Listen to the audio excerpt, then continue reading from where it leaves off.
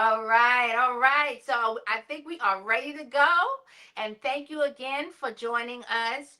Today's guest is a powerhouse of R&B, soul, and funk, a singer, songwriter, and actress whose career has taken her from Flint, Michigan, to stages around the world, including her unforgettable time with Prince and the new power generation. Her voice is rooted in gospel and Motown. Her performances are full of emotion and range, and her story spans session work, solo records, and stage and screen roles. Y'all, please give a warm welcome for Miss Marva King. All right, Marva. Hey, how We've you been a doing? Yes, party ma'am. back in 1999. Yes, ma'am. Hello. How are you? Yes, ma'am. Uh, Yeah, she's here. our Her camera cameras. went out for a second. Yep. We'll wait for her. hmm There she goes. Good There you go. evening. Good evening, Miss King. Hello. There you go. There we go. Oh man. So thank you for joining us. I mean, this is such I an can't honor hear and pleasure to anyone. have you here with us. For the listeners and our audience out there who might be discovering you for the first time, just tell us how you would describe yourself as an artist and as a I can't person. hear anyone. What is Uh happening? oh, she can't hear me. Oh no, Hello. we can Uh hear you. oh. We We can can hear hear We you, you hear Marva. We you. can We hear you, hear Marva. you. I don't know what's happening here. singing so beautifully. I Mhm. know. Oh, Okay. Okay. now can you hear us Hmm. now? Can you guys hear me? Yeah, Yes. Yes. yeah, Yeah. yeah, yeah. We can hear you. Okay. Alrighty. Earlier I could hear myself and somebody muted me, but I don't know what happened. I'm still No, here. nobody's touching the mics. Nobody's muting. Okay, Uh-oh. she lost her. So it's something on her phone. So we're gonna wait for her to come back. Okay. Okay. It happens. Yeah. Yeah, yeah. Remember the debacle with Dr. Westbrook? Oh Oh, yeah. yeah, yeah, yeah. But it was still an amazing interview. He was You know, doing the that drive-in little theater routine, technical. too. Watch Yeah, it this. was. Be Oh right. man, we did like, move up. Look at the, that. like the Sherry Shepherd show. Oh my gosh. BRB. We Yeah, got Be stickers. right oh, back. Man, we got stickers, billboards, Stickers, shows. La la. billboards. Well, there you go. DJ Sus One, play my song. How are you, Marva King? Okay, there I'm she goes. good. How are All you? Oh, so you right. can hear us now. Great, Yeah, I excellent. can hear you now. I Yay. can hear you guys earlier. Then all of a sudden I went away. I was like, okay, backstage. All right, that's cool. Okay. All right, there you Technology. Yeah, go. I'm you've been backstage. Didn't backstage a even few have to take a times. step. But how's everybody doing? Okay. Very well, very Excellent. well. Thank you. Yes, we're so happy to have you here this evening.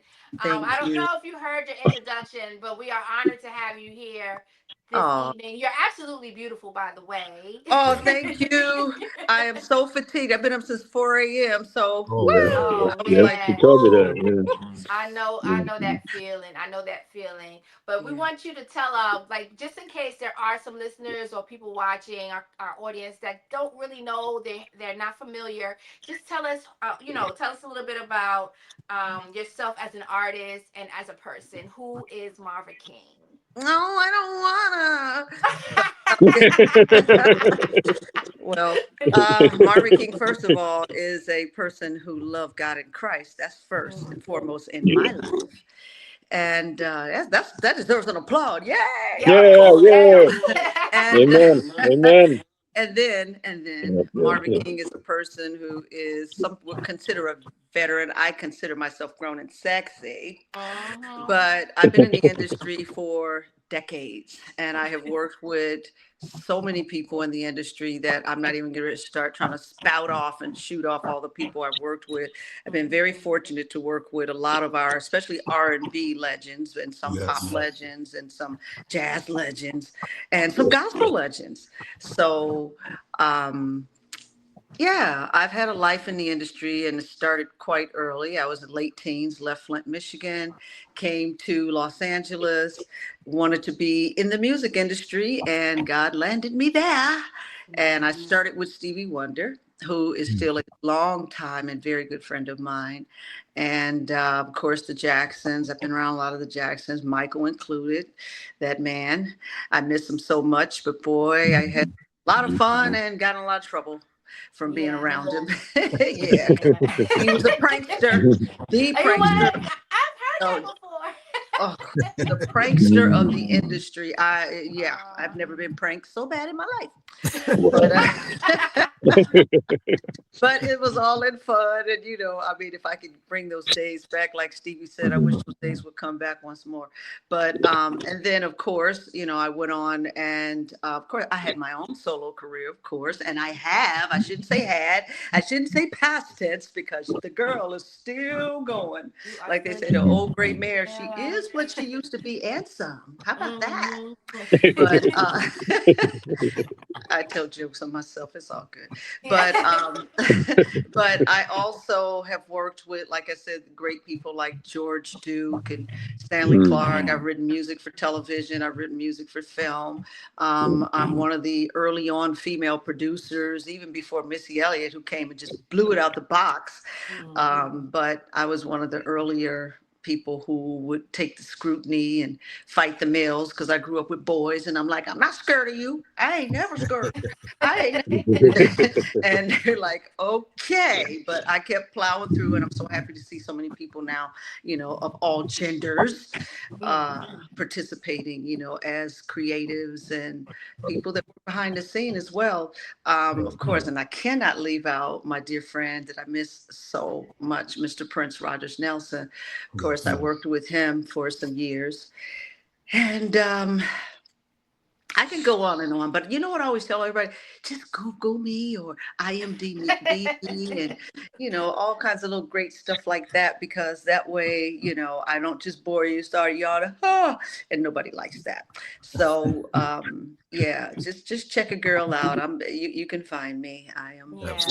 Absolutely. So you grew up in Flint, Michigan, correct? You grew up in Flint, Yes, Michigan. I did. Okay. I was born and raised.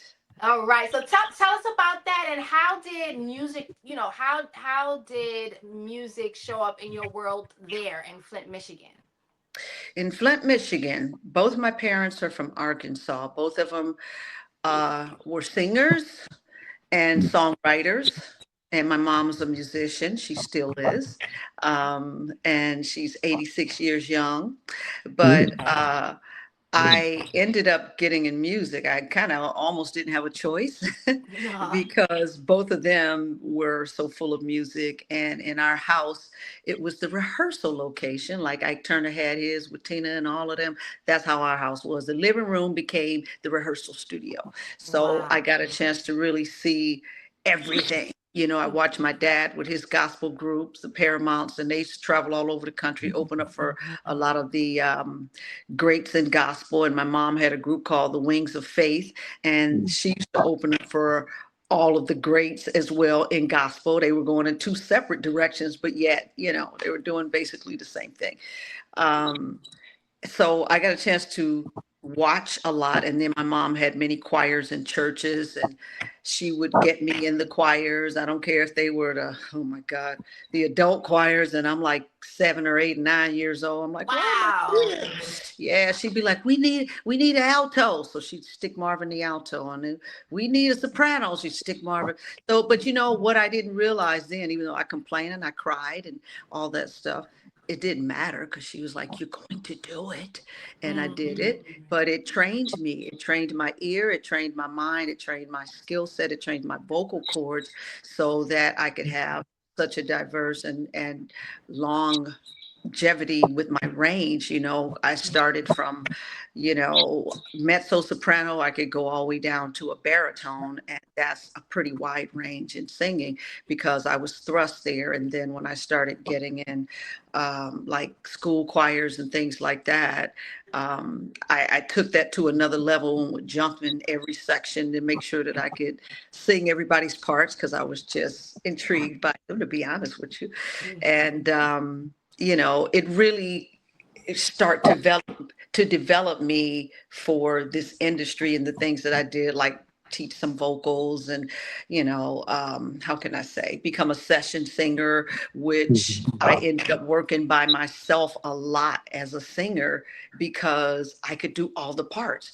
And a lot of producers would call me by myself. It made me not so popular with all of the session workers because they're like, that's not fair. She gets in, and next thing you know, the producers will call me back by myself. And of course, they say, they just want to date her. No, Marva could move pretty doggone fast because Dolores would crack the whip. Dolores is my mom. She would crack the whip. Like, come on, get it, do it. So I learned to work really fast, and I learned how to be very concise with singing parts. And the producers were like, I'm trying to save money. I'm trying to save a budget.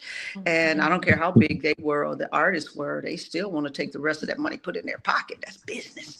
So they would call me, and I did that for some years, and I started to move on. And yeah, so that's what Marva was doing in Flint, Michigan, singing with my mom. She had me in a group, Sheila and Marva and Sheila. Oh my God, we were all over the city, opening up for people like Shirley Caesar, which was amazing, and Mighty Clouds of Joy, and people like that who were just like gospel greats. And yeah, we were on the radio. Woo. And so it's, a lot of training went on. Flint was a training ground for me. And I took one semester at U of M in Flint and won a statewide contest and left. I was like, she's on her way going to Hollywood, wasn't in Hollywood. I didn't take a bus. Took a car, but yeah, I went to Hollywood after that, and I stayed for decades. Wow. In Hollywood. Wow. Hey, Marva, real quick. You are shining. You are glowing. It's lovely to see you, right? Oh, thank you. I'm so glad to hear that. We need you to move your camera just a little bit to the left or to the right. That sunshine in the back of you is hitting in front of you. There you go, right there. Like that? Right there. Okay, cool. Yeah. Perfect. That's California weather. The sun is looking for you. Yeah. It found you definitely. Okay. All right. Okay, cool. Oh man. Perfect. So that's amazing to hear how growing up in Flint and those experiences taught you how to kind of survive in the industry, right? So what I wanted to ask is, like, if you had to describe like your vocal style today, how would you describe that? Well, you know what's so funny that you would say that, because I've been assessing where I am vocally, because I'm working on a new project that I gotta say is the most amazing project that I have ever had, and I know it. It's and it just came together so crazy, and so it's forced me to have to look at where I am realistically, vocally. And my voice has changed over the years, as most of ours do. I am at an age now, I have grandchildren. So with grandchildren, that means I'm a lady of a certain age. And along with that comes changes with everything, hormonal, physically, and vocally for sure. Now, what works in my favor is that I am still very, very physically active. I work out, like I lift weights. I never lifted weights before, but I lift weights, I work out, dietary, I try to do great things with that. But I have noticed the change in my voice. My range, of course, is not as vast as it was. The tone has changed a bit. I still have a lot of my tone that I had, say, in my early 20s, but I do hear a difference. And so now when I plan to attack even some of the new material I have to really start saying, okay, you're going to have to modify this or modify that, because you don't have that vocal tone anymore. I use a lot of my natural voice now, more so than I did before. I used to sing a lot of falsetto, and the falsetto, or whatever. But now I belt it out, like more of the Shaka type stuff. even with that, singing really high notes, they're more of a challenge. I can still do it, thank God, because some other singers that I know that I'm friends with, and they have been amazing vocalists, but I hear the difference in their voices. I don't know if it's because of, maybe, I mean, exercise is a part of it because our wind, our oxygen, our lungs and all that. So we have to really keep our lungs strong to be able to continue to sing and be able to sustain notes and things like that. So I don't know if that's the reason or just, it could be a lot of things, lifestyle, just whatever. But the bottom line is I can see where I am and I'm okay with where I am. Do I wish I still could hit the Minnie Riperton mezzo notes all the time? Yeah, I still wish that, but I have found my place, and I'm gonna just sing and perform accordingly. So we good, we cool. 35 is not that old, Marva. You know what? You are so right, and I gotta really convince myself of that. That's good. Yeah, but I'm good. I'm good with Well, it's beautiful that you recognize that some things have changed, and but your instrument is still there, and yes. you're aware enough to know that you have to make adjustments to share your instrument. It's still just as beautiful, but just have to make a few little adjustments, right? That's beautiful. I love that. I'm good. I'm good with it. Like I said, we always wish for certain things to be still prevalent, but the bottom line is that, you take the best of what you got and you just make that an art.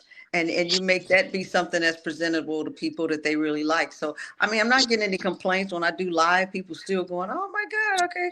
And some parts of it is probably better because I'm more open and I feel more free to express myself as an artist now. As when I was younger, I was really, really, really, really shy. And I felt like I don't want people to know how emotional I can get. And Prince started pushing that out of me. He's like, oh no, we're not having that.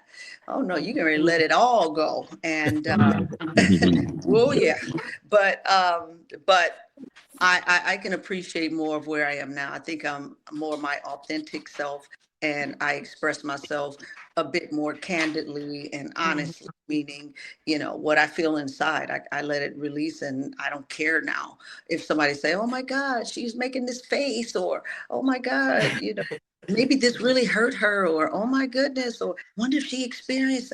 Before I used to guess, I don't want them to think that it's about me. This is just a song and I didn't write it. But now I go into acting mode. It's like, I'm going to act like that happened to me, even if it didn't.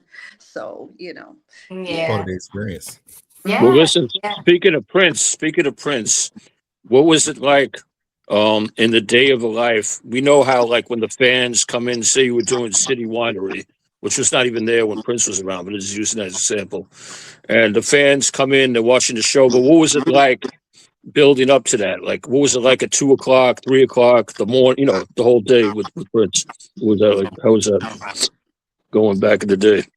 Oh boy. Yeah. Well, that was a routine that is not for the faint of heart. I'll put it like that. It's definitely not. All of us, or anybody that ever worked with Prince for more than a week, trust you me, you can call them a champion, because they are cut from a different cloth.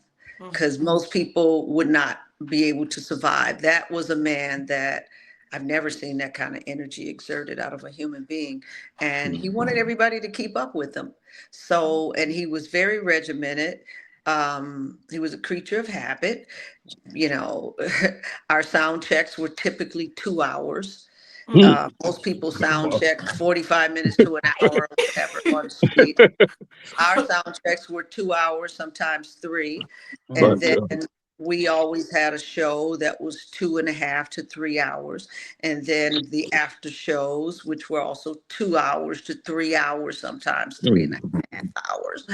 So it was a lot. You had a full day of performance. Vocally, you have to have the vocal strength and stamina, and you really got to exercise your vocal cords or whatever to make sure you can make it through all of those times. And then your body, your mind, the physical, the heat, the excitement from the fans and just screaming. And it was a lot. It was a lot. But it was so amazing because from show to show to show, you never know what he's going to do. I mean, he had his routine, he had his show lined up, but you never know. There's always a surprise. Sometimes you were the surprise.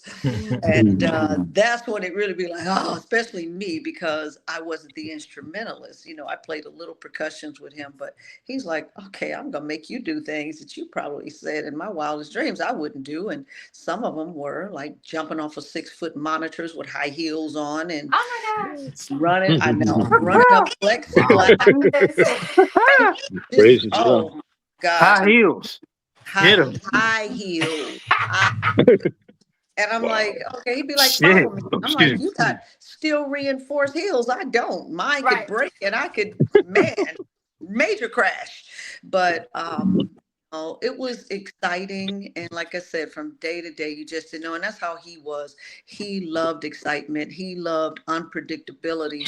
So that's why he would do things. And his fans absolutely adored him because they're like, we don't ever know what to expect from this man.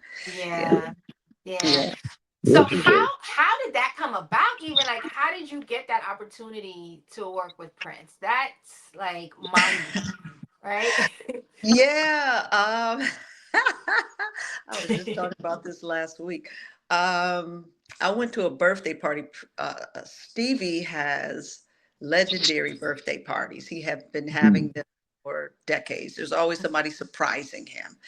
And this particular one, I wasn't going to go. I was actually a little mad at Stevie because he canceled a tour to Japan. And I was like, dang, I love Japan. He canceled the tour and I wasn't going to go to the party. And somebody talked me into it that worked with him. I went and lo and behold, Prince was there. It's always star-studded that he have these parties. And Prince saw me get on stage along with about 6 other former and current backup singers for Stevie, and Stevie was trying to make one of us write a song with him. And he called everybody. Everybody was running and hiding, and I wanted to hide too. But he called me up and made me write a song with him. And to this day, I still don't know what it was, but whatever it was, the crowd started roaring. And Prince said, I knew then, that's my singer. That's what he said. And had his security to meet me before I could get off stage. And they asked for all my information, like, do you have music? Do you have pictures? Do you blah, blah, blah. Can you come to Minneapolis to Paisley and all that? So anyway, within days, I was at Paisley Park recording, and he gave 6 songs, went out to do a show with the band. And he said, when I get back, I'll see what you've done. And I had cut like 4 of the 6. And he said, did she do something? And the engineer said, yeah, she did 4 of the songs and she did the backgrounds. He said, you did backgrounds too? He said, yeah. He said, I was only gone for 2 hours. And I said, yeah, that's how I work. And he was like, are you serious? So he wanted to hear it. And he tried to start talking to me about being in the band. And at that time, I was working so much in LA and with so many artists. I was out on the road with like 4 artists.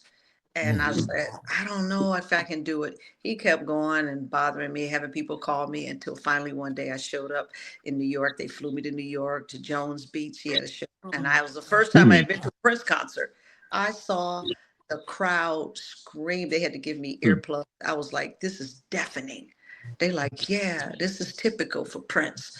Oh my God. So I put the earplugs in and went and did Tramps. I think it was called Tramps. Yeah, Tramps in Midtown. And D'Angelo came. And D'Angelo got on stage with us and we just jammed. Me, Prince, the band, D'Angelo. And I was like, man, I love D'Angelo. And it was an amazing night. And that's when I said, you know what? I can do this. I think I'm going to do it. Yeah. D'Angelo asked Prince, is she signed to you? and I heard them. They were over in a corner, and Prince said, "Yes." Right, I wanted to say, "No, I'm not," but I said, "Keep your lips shut, girl. He Shut was up." claiming you. He was right. So claiming, he you ain't was getting like, "What her. they do?" Oh, What he you probably think? said, D'Angelo probably said, "I haven't seen By her before." Prince. Yeah, he's like, "I haven't seen her with Prince. Prince, is she signed to you? Or is this somebody you just for?" Prince said, "Yes." And I started to say, "No, I'm not." But I said, "Keep your mouth shut, Marva." I Yeah, know that's right. Mhm. yeah. Oh So man, imagine being claimed by Prince. Who's gonna argue with that? No one's gonna argue. Yeah. no, I didn't want to argue, but I was like, I love D'Angelo. I was like, "Won't tell me your brown sugar." I I was like, I want to know. be in the background just going, "Sugar." I said, Wow. "Man," I said, "Okay," but no, I said, "I won't do that." I said, because Prince gonna say, "Wow, she did not put me on front like that." I said, "You signed. You're supposed to say yes." Yeah, But yeah. they didn't know they wasn't aware that I could hear them. They were Mm, not. Yeah, they weren't aware I could hear them. mm. Mm. Now So, I know you mentioned like this the show with D'Angelo. I know there were a ton of like really special shows. Is there one that really sticks out in your mind that's super, super special? ooh, wow, there's so many of them, man. There's so many of them. One in particular. Well, hmm. I would say yes, yes, yes, yes, yes. I was just going through the Rolodex of shows in my head. I'll tell you one, even though there's so many amazing people that Prince either let open for him or they got up on the stage and performed with us. So, that's a hard selection there. But I'll tell you, when we did 3121 over in the UK, he had been trying to get Amy Winehouse to perform, to open Mm. for him Mm. at the arena. And he had the hardest time getting her on stage because Amy was a wild girl. She was a wild Yeah. card. And Mm. you know what she was going to do. She came one time, she beat her boyfriend up. So they didn't go on stage then. And then another time, I forgot something else. I think she had a little bit too much to drink. She didn't go on that time. And then Prince went and talked to her because it hit the press because they knew she was supposed to. And, if you all, I'm sure British tabloids can be brutal. Mm-hmm. Yeah, And yeah, they were brutal. And that was their own. And they're like, "Amy Winehouse never made the stage with Prince and blah, blah, blah." And I said, "Oh, poor girl." I said, "She tried. She came." Mm. Um, and I Mm. witnessed her beat her boyfriend up. I said, "Good Lord, Amy." And she only beat him up because he wouldn't hit her back. But she beat him up and they left. So all that hit the press. So Prince said, "Let me have a talk with her." Because he had a feeling, in his heart about her. And he's like, "She's so amazing. Let me just talk to her." And he talked to her. And I guess he told her first, "Don't come with the drama. Don't come with the drama. You're an amazing artist. And, maybe you don't need to come with your boyfriend," which she did the third time. But it's like, keep yourself, contain yourself, and come sober. I think that was the biggest message. Mm. Come sober. And she did. She did. She did. She came, and I remember she didn't do the main show that I recall. She may have, but maybe I was somewhere else. But afterwards, we would do the Indigo, which is an annex of the main arena that we would perform at. And it was amazing. It probably held about maybe 6,000 people. And Amy was backstage, and we came back to the backstage area where she was. And Prince said, "She's going to perform." And I was so happy. I said, "She made it. She made it. She did it." And this was the end of our tour. And she got ready to go on. And one of our singers that was with us, she got really upset because Prince said, "Amy's going to do Love is a Losing Game." And this singer got mad, said, "I do that song."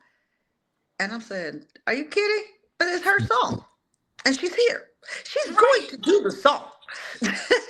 And she had on this little ballerina tutu, and she had on these little shoes, satin, looked like ballerina sleepers. They were pink, very light pastel pink. And as you can tell, it's my favorite color. But she had that on, and she was sober, and she was looking really, I called it angelic. I tell everybody that she looked angelic.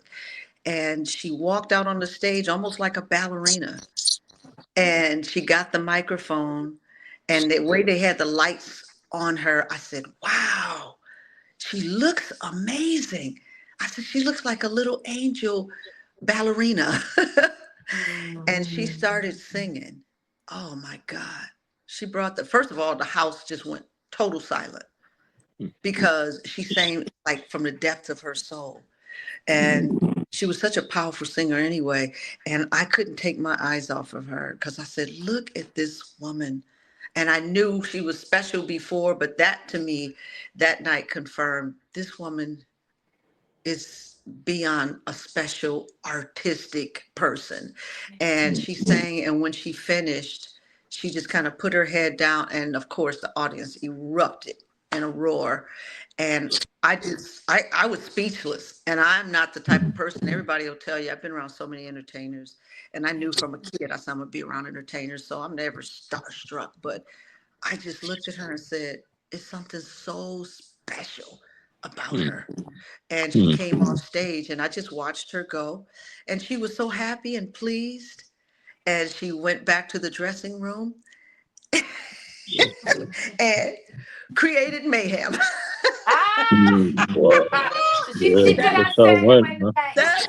That's a whole nother story that I am not about to tell right now, but it is hilarious. I've heard some myself. I'm What a saving setup. that for the book. That story there is something I've never before or since witnessed anything like what went on. Wow. All of us that were there, we all just, that was, I don't even want to call it entertaining. It was a surreal period of time. It was surreal. So, and then she left after she got ready to leave, and we were like, okay, Amy, you had a show on stage, and then you had a show backstage. Right. Right. I think she just got a call. Okay. Give her a moment.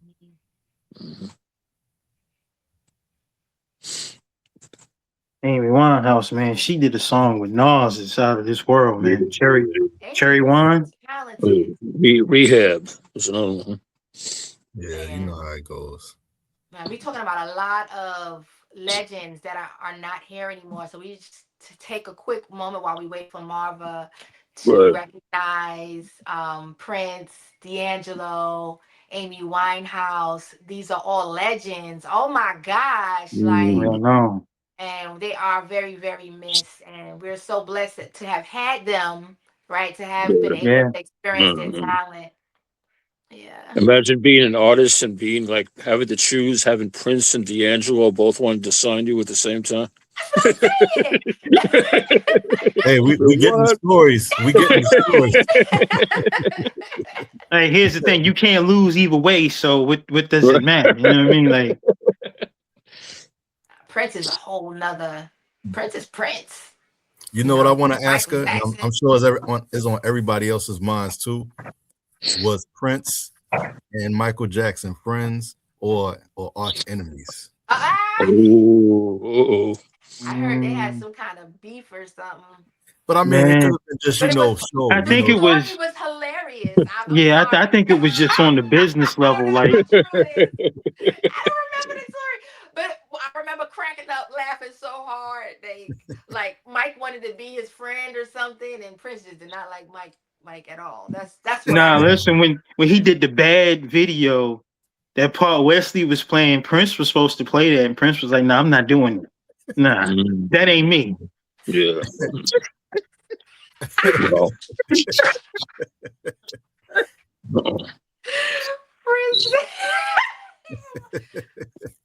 Hey, Rebel, yo, but you a producer.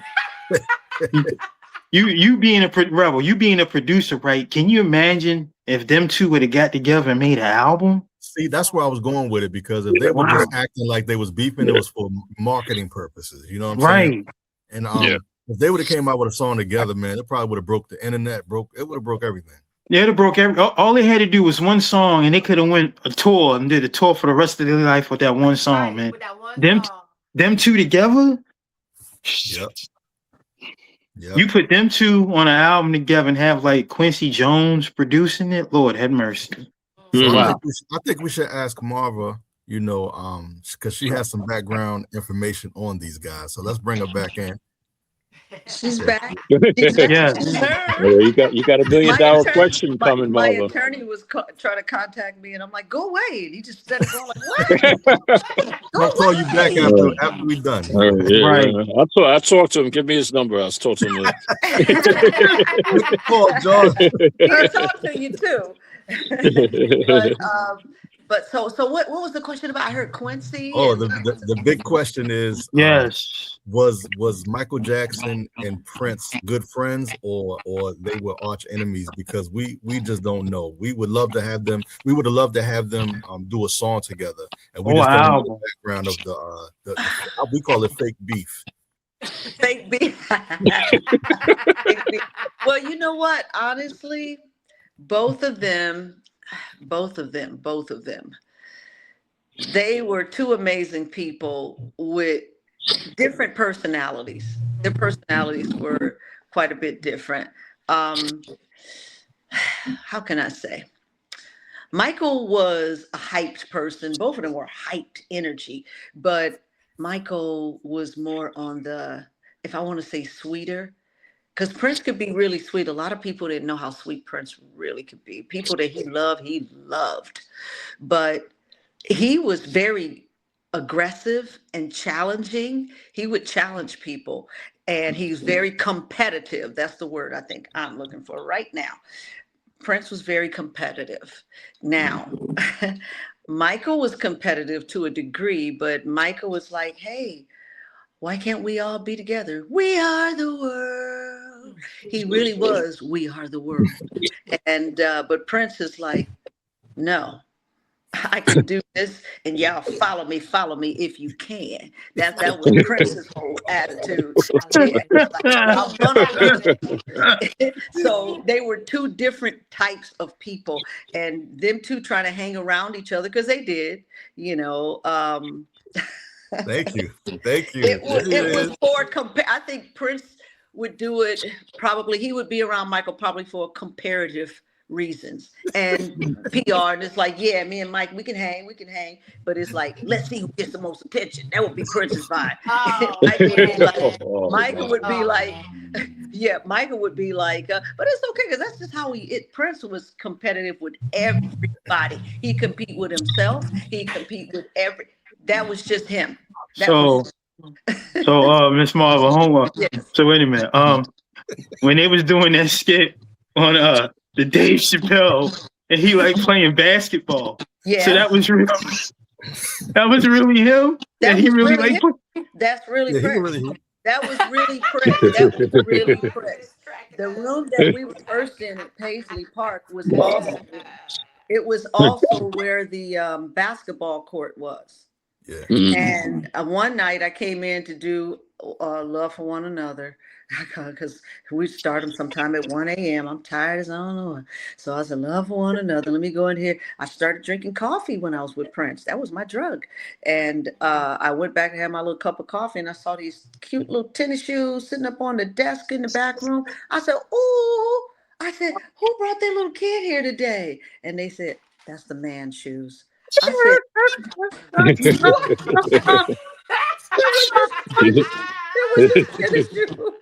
and I said, oh dang. And they said, yeah, those are his shoes. So he would play basketball in between rehearsals, just when he felt like it. But what little bitty cute little feet he had. That is so cute. But yeah, no, that was true. What Charlie Murphy said, that was actually and Prince loved it, and he loved making jokes. He loved, like I said, the competition. he lived to compete with everybody. He was that way. Terry Lewis is a good friend of mine. I go and work with him sometimes. And Terry told me, he said, Marva, the person you see now, this was late 90s. I said, yeah. He said, that's the person he was when he was a little boy. I said, you're kidding. He said, no, it's the same person. He was very competitive. He didn't ever like to lose. If he would lose, he said he'd tear something up. He said he'd just take it and destroy it because he wanted to win. Always had to win. So that's just his nature. So when you see a person like that, it's like, okay, how could they not succeed and excel, exceedingly abundantly? Because that's just him. He's like, no, I'll kill myself trying. And he kept working and working and working, even as a teenager, until he got his platform to put his music out, because he always loved music. But man, yeah, he and Michael, totally different personalities with that regard. And Michael didn't understand Prince a lot. And he'd be like, why would he do this? And he would say, why would you say something? Why you do this? And he was serious. He's like, I don't understand. It's like, no, you will never understand that. I wish I was around when them two were around each other, because I was around Michael at a totally different era long before I met Prince. But it's like, I could have told you, no, don't fall in his traps. Don't you fall in his traps, because Prince is he gonna set you up. He's like, I'll beat you one way or the other, Mike. I'll beat you one way or the other. And I want to say he didn't take his wins or whatever to heart. He just got a great joy and pleasure out of it. He got a great joy. He felt it to his bones, and then he'd shake it off and be like, next. The next, yeah, that's just who he was. But Michael was sweet. He wanted to get along with everybody. He wanted to, just let everybody love each other. Let's do everything with love. And that's genuinely who he was. That's genuinely who. Yeah. Rest in peace to our brothers. Rest in peace to our brothers. Rest in peace to both of our brothers. Yeah, our brothers. Yeah. Yeah. We would love to talk back about the music with you now, because you cleared up a lot of ideas that we had. So we're gonna talk to the lovely Marva King now. Yes. So I wanted to bring it back to you. Thank you, Rebel. You are in my head. I wanted to bring it back to you because I know you do have some projects coming up and everything. Tell us a little bit about your creative process. So, how does that work? Okay, well, my creative process right now, I'm in the process of getting ready to complete what I feel is the greatest project that I've had to date. I have some amazing music that I'm about to record. Some I've already recorded, but over the last month, God has showed up and shown out. There's a young lady that her name is Tammy. Never met her before. She's in Mississippi. Someone who adores me. He used to be an artist on Capitol many years ago, and he follows me on social media. He's been telling everybody, Marva King, Marva King. And he told this little young girl about me, and she wrote 2 songs for me that are monsters. Monsters. And I was like, wow, this is crazy. And then after I got those 2 from her, there's another amazing Grammy Award winning artist by the name of Norman Brown. He with 2 other monsters. So I got like these songs that I already had, and then I have these new songs from other writers. When you hear them, you're gonna say, you know what, she told us. She told us. It's like that. And I got a good ear, to the point to where Prince wanted me to run his record label. Lionel Richie wanted me to run a record label for him, and Universal offered me a job to work in the industry. So I got ears. I seriously got ears. I know a hit when I hear one. They don't have to hit me upside the head for me to know that's a hit. And so these tracks here, I am beyond ecstatic to record them over the next several weeks. So I'm working on that. I don't know what I'm going to title the project yet. One of the songs that I did already, I'm featuring Stevie Wonder on it. I was going to release it last year, and I'm so happy I waited, because now it's a part of this project, and I'm going to put that out. And I'm also getting ready to do a stage production. We're going to do, I guess the test run for the production will be in the DC area in May. I just got that. As a matter of fact, she just messaged me and said, sign that contract, will you please? And I'm going to do that. And so I'm excited about doing that. Again, doing some more theatrics. I do have this crazy line of clothing called Funky Couture because, yeah, I'm a Okay, fashion girl. cool too. Funky Couture.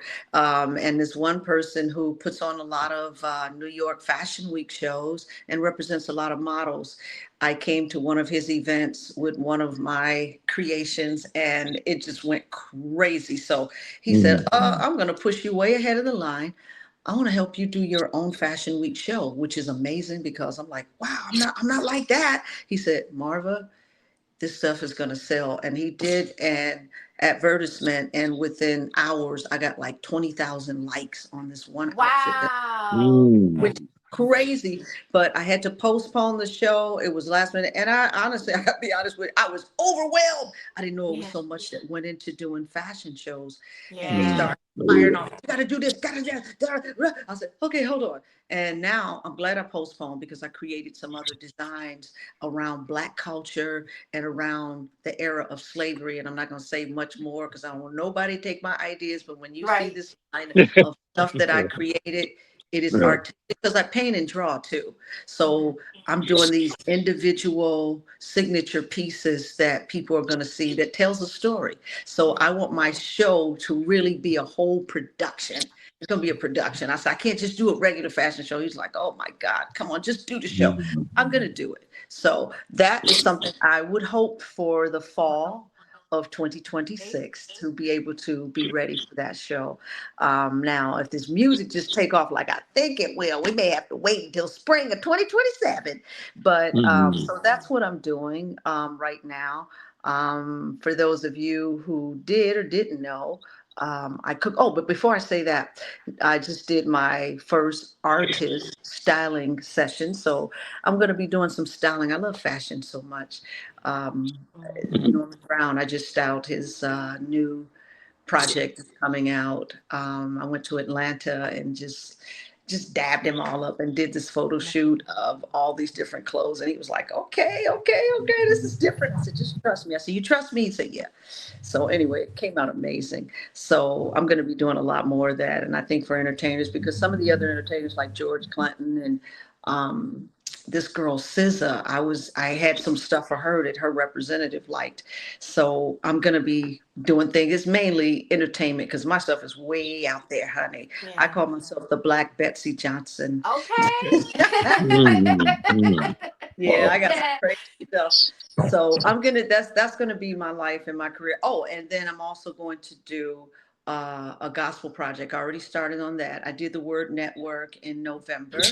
Along with some greats as well. I'll say R&B, gospel greats that were there. And it was an amazing, amazing, amazing show. And matter of fact, the Word Network wants to allow the producer to do several other shows. And they've asked if I would do one by myself. And I'm like, yeah, of course.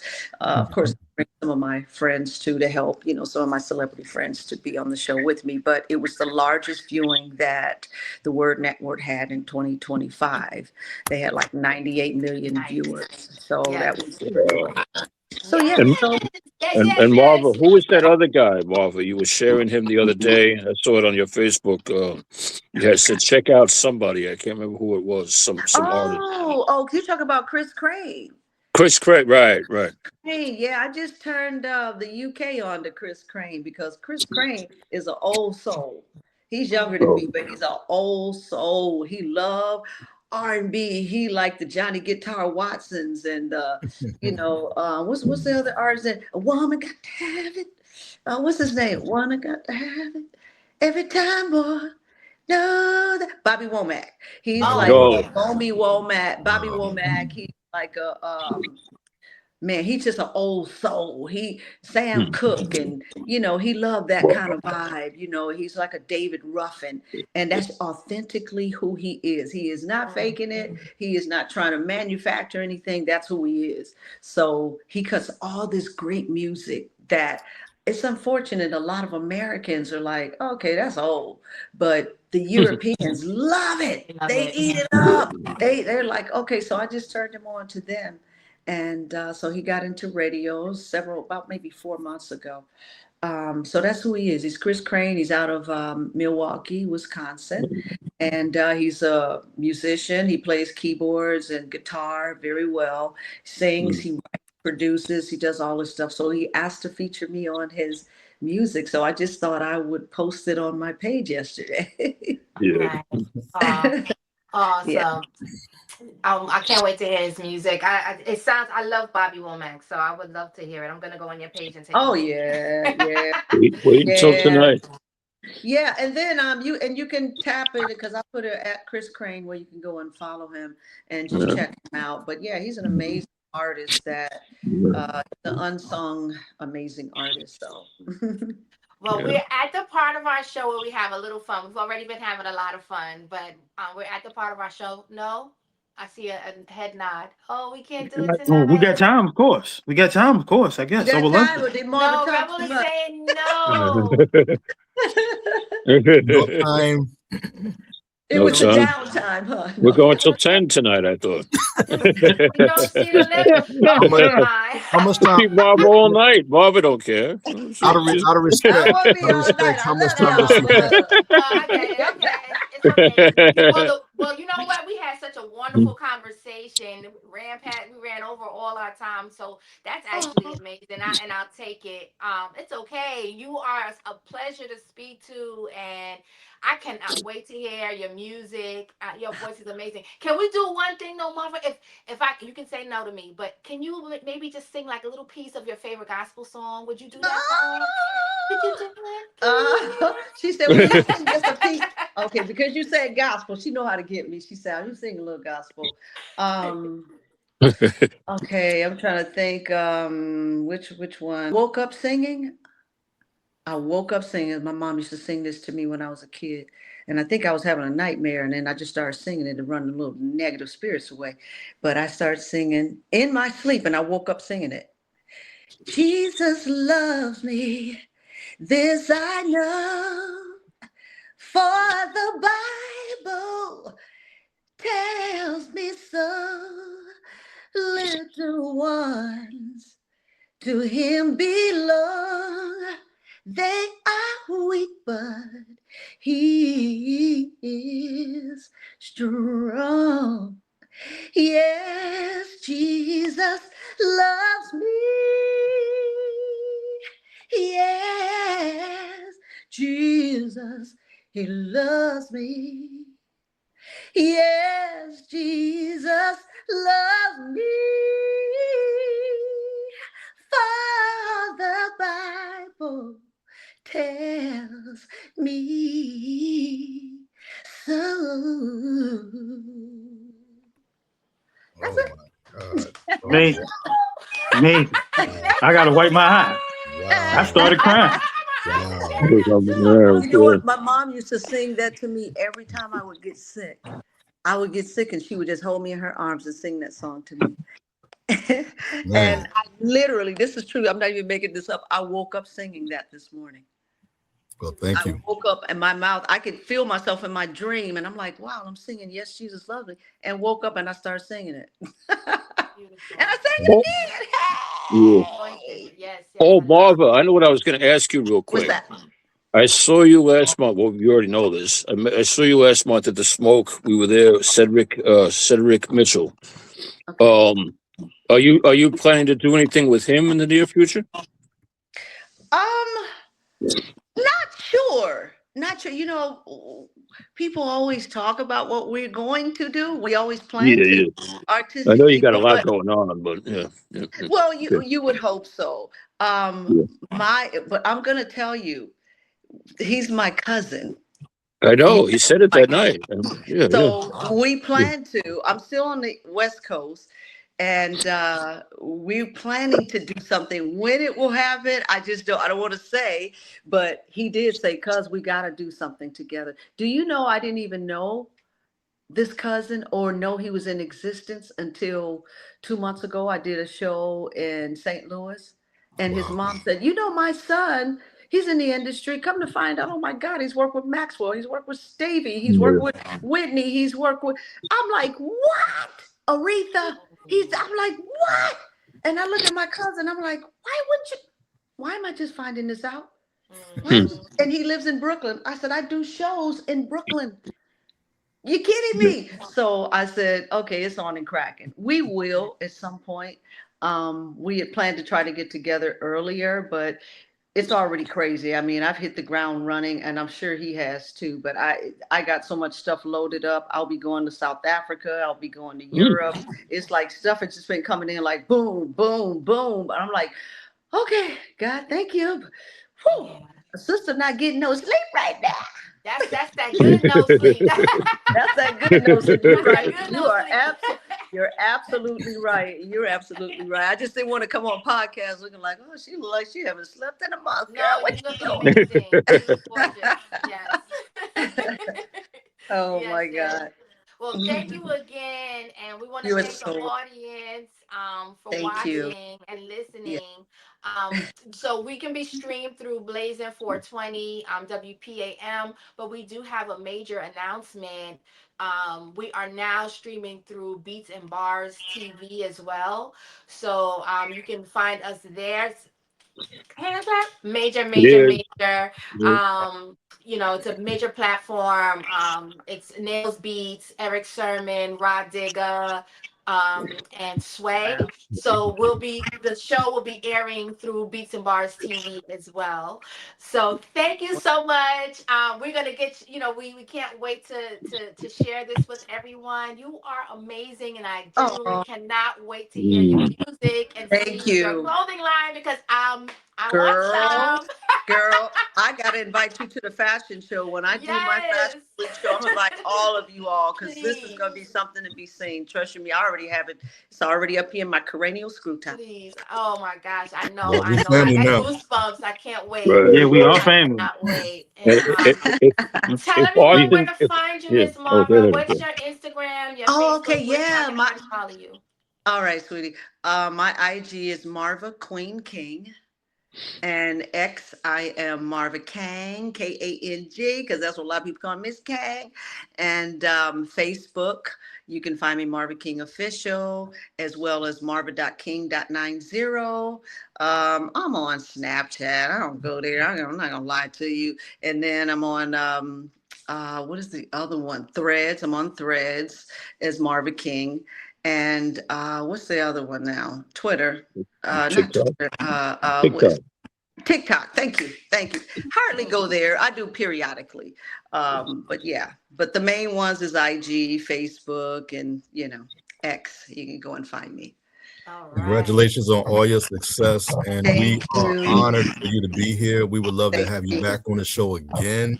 Thank Your you. I voice love is still you. amazing. I'm over here in tears right now. That was a definite blessing for us at the end of our show. Oh, thank you. It was. Yeah. I got a little choked up. Right. That's a good choked up.